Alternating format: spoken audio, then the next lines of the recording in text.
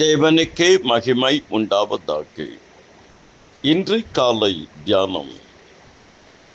இதோ நான் புதிய காரியத்தை செய்கிறேன், அது இப்பொழுதே தோன்றும், அதை நீங்கள் அறியீர்களா? வனாந்தரத்தில் வழியையும் அவாந்தர வழியில் ஆறுகளையும் உண்டாக்குவேன். ஏசாயா 43வது அதிகாரம் 19வது வசனம். வேத பாடம் ஏசாயா 43, 11 19. கர்த்தருடைய தொலைபேசி எண் என்று சொல்லுவார்கள்.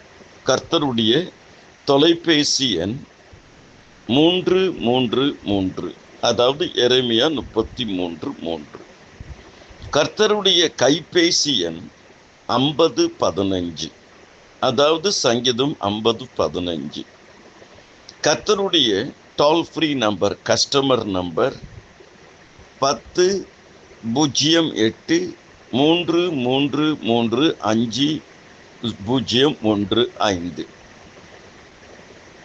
11 எண்கள் இருக்கும், அதாவது மத்தேயு 17:10-8.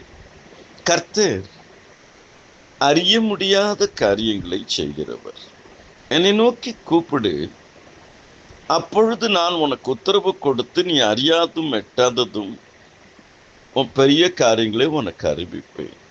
தானியேல் அவருடைய தோழர்களும் ராக்காலத்திலே கர்த்தரை நோக்கி கூப்பிட்ட பொழுது நேபுகாத்நேசருடைய சொப்பனத்தையும் சொல்லி அர்த்தத்தையும் சொன்ன தேவன்.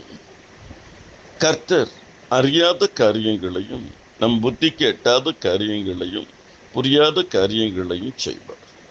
இரண்டாவது, ஆராய்ந்து முடியாத பெரிய காரியம். யோபு 5:9, 9:10, சங்கீதம் 126:3.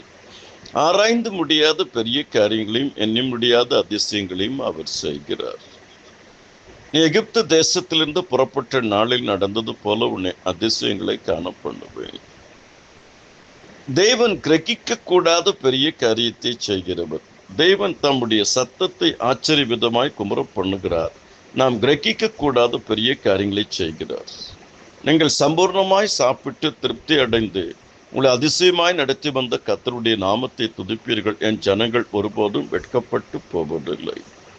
கர்த்தர் புதிய காரியத்தை செய்வார், பெரிய காரியத்தை செய்வார், மகிமையான காரியத்தை செய்வார், அறிய முடியாத காரியத்தை செய்வார், ஆராய்ந்து முடியாத காரியத்தை செய்வார், கிரகிக்க கூடாத காரியத்தை செய்வார், எட்டாவது பெரிய காரியங்களை செய்வார். கர்த்தர் நமக்கு பெரிய காரியங்களை செய்திருக்கிறார். இதன் நிமித்தம் நாம் மகிழ்ந்திருக்கிறோம். இந்த காலை வேளையில் உங்களை யாவருக்காகவும் ஜெபித்திருக்கிறேன்.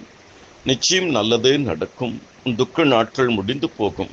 உங்கள் துக்கம் சந்தோஷமாய் மாறும். கர்த்தரை நம்பு, கர்த்தரை மட்டும் நம்பு, கர்த்தரை எக்காலத்திலும் நம்பு, கர்த்தரிடத்திலிருந்து பெற்றுக்கொள்ளத்தக்கதாக நம்பு. கர்த்தர் உங்களை ஆசீர்வதிப்பார். ஆமென்.